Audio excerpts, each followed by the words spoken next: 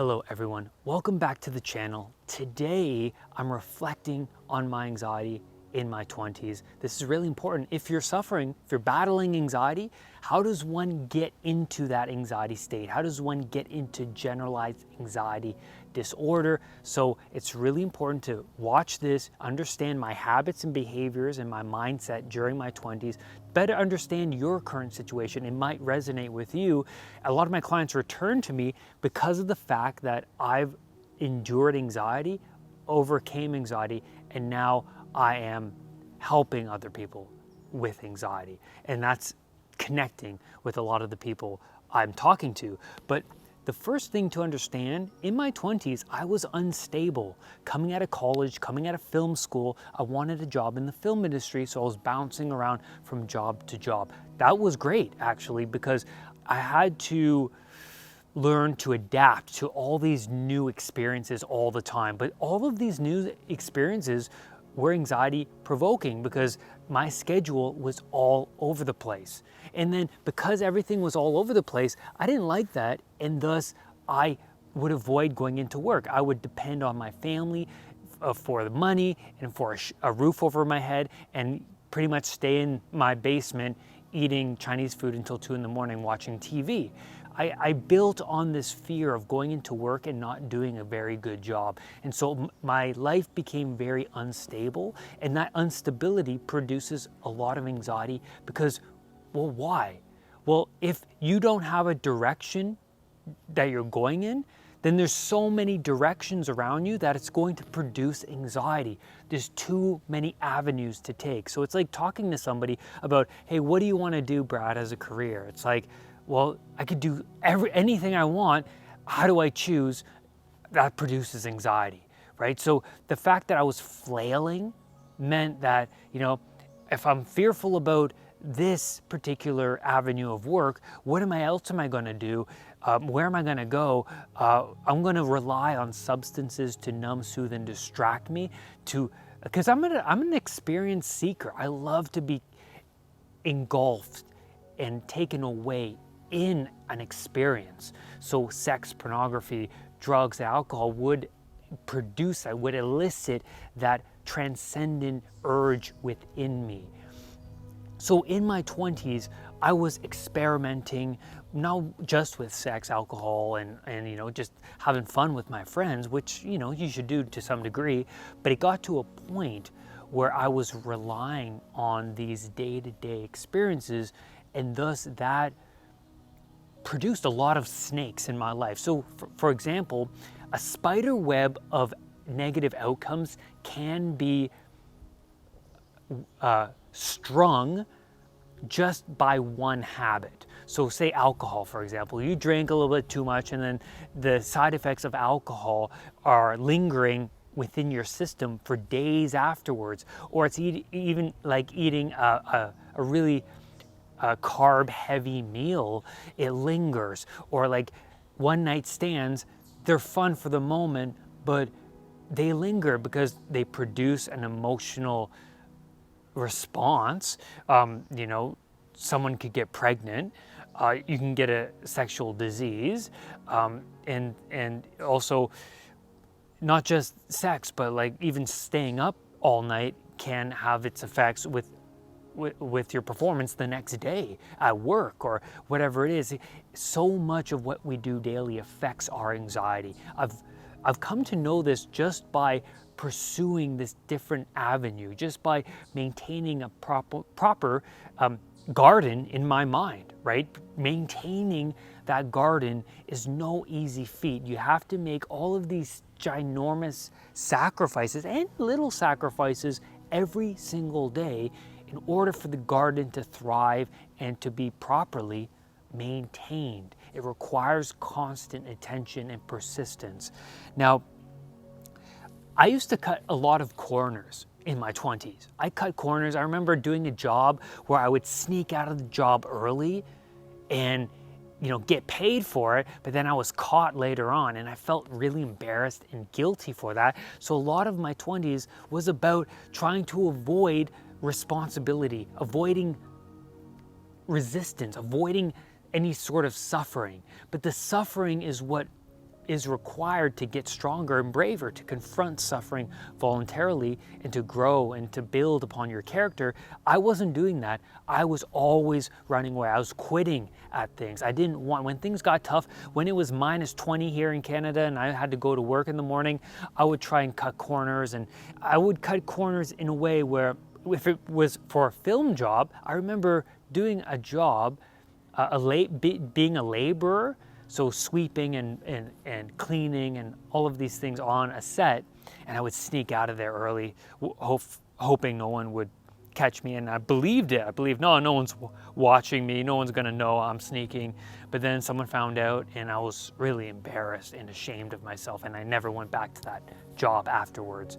Not because they fired me, which is interesting why they didn't fire me, but I actually was so embarrassed and ashamed, I didn't go back, and I wasn't afraid to even confront those people again.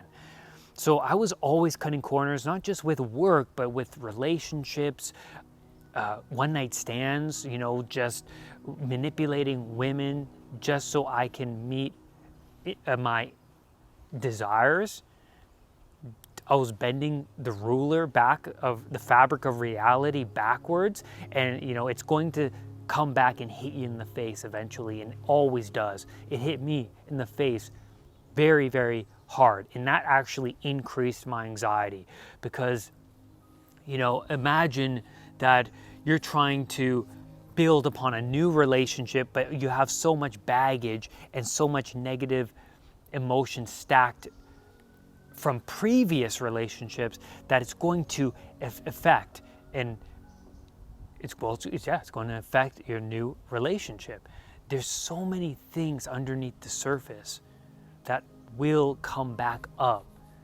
In order to clear and cleanse that surface, you have to go underneath the unconscious mind, and you have to build upon a new foundation. So here's the thing about my 20s.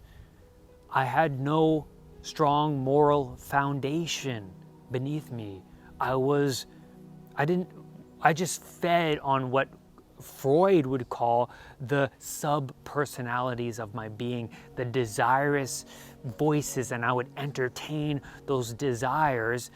And if I had to bend the fabric of reality to meet those desires, then I would do that. So that produced a lot of anxiety because eventually I didn't even like myself. And you know what? In my 20s, I was admiring people that were womanizers, that were drinking, that were living this free, flamboyant, hedonistic lifestyle. And it was so appealing because I didn't want to care, right? I was deep inside. I wanted to be free and to live this experience, but the freedom really is to go to bed every night with a clean conscience. And you cannot put a price on a clean conscience every night, because people with an unlimited amount of money, they're not happy if they don't have a clean conscience, really. If you can't put your head on that pillow every night, satisfied with how you tackled the day or your relationships or how everything is balanced in your life, then, what's it all for? The money? Well, you have to figure that out for yourself. And then in my 20s, I had no boundaries whatsoever. There was no line, right? If it was going to meet with my desire, then sure, I'll cross it.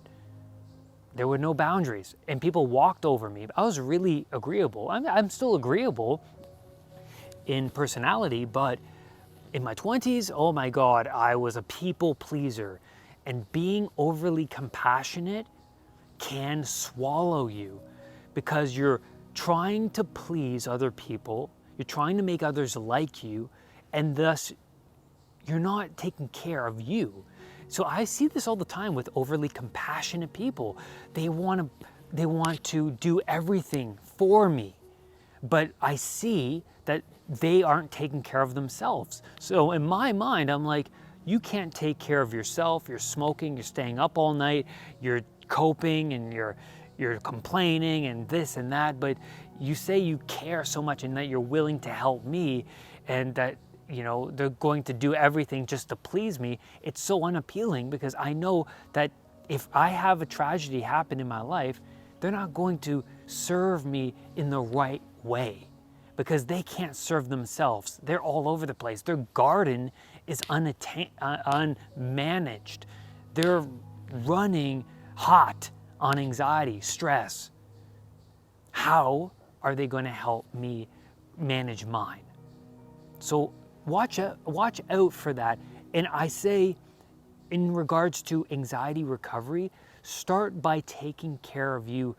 And this is something I started to do later in my 20s, about 28, 29, when I started to get over this anxiety, is I started to put my foot down and say, you know what? I'm not gonna go see my friend today and smoke weed and eat junk food. I'm gonna invest in my time in myself. So I bought a program for me. That's why I have a program, is because I bought one before going through anxiety recovery, which was an interesting thing for me, because, you know, until you invest money in something, you're not really going to pursue it, right? Like, if you really invest hard-earned money into something, you're going to really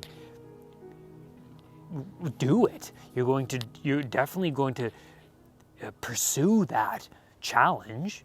So when I put money into a program, I was like, well, I'm not used to buying this. I'm used to buying video games, weed, or whatever. And now I'm buying this self-help program. What the heck is that about? But that's the thing, is it's like, if you make the right sacrifices into the right avenue, who knows what's going to come about from that?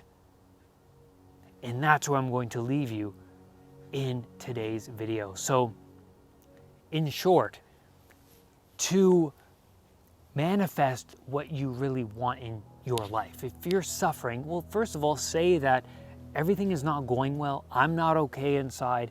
Things are chaotic. That's the first step. Then, second, get yourself knowledgeable. Understand and relate to somebody who suffered, and what did they do to overcome anxiety. So I recommend that you explore this channel. Use this channel as a tool for you to go beyond your current suffering and to meet with your higher self. Use this as a guide, as a way of building upon this rocky foundation that is anxiety.